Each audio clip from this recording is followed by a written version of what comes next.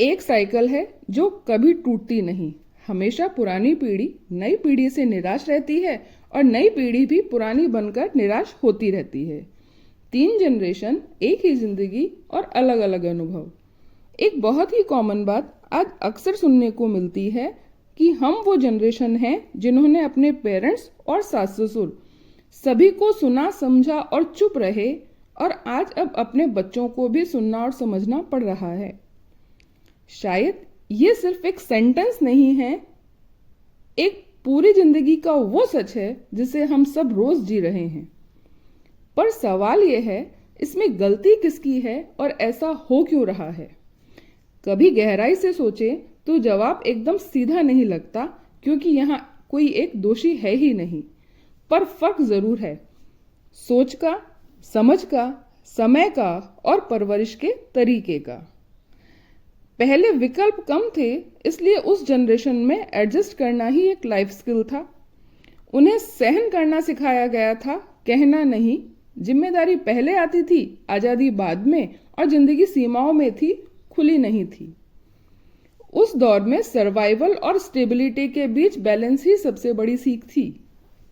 फिर हमने एक अलग समय देखा जहां हमें सहने के साथ साथ कहना भी सिखाया गया,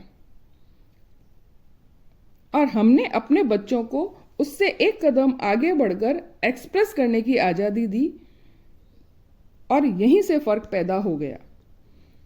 पहली जनरेशन ने सहन करना सीखा क्योंकि एडजस्ट करना उनकी लाइफ स्किल थी।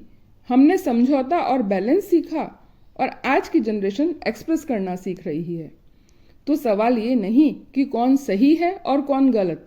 सच ये है कि हर जनरेशन ने परवरिश अपने अनुभव, समझ और समय के हिसाब से नई परवरिश बनाई।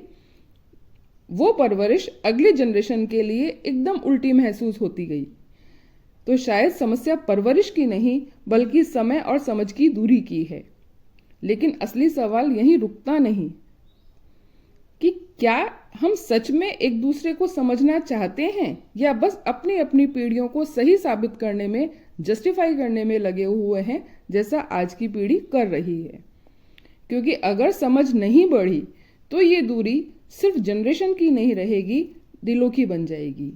और ये सिर्फ चॉइस, ट्रेंड या समय का प्रश्न नहीं, हमारे अस्तित्व का प्रश्न है। क्योंकि जनरेशन गैप समाज के हित में है ही नहीं,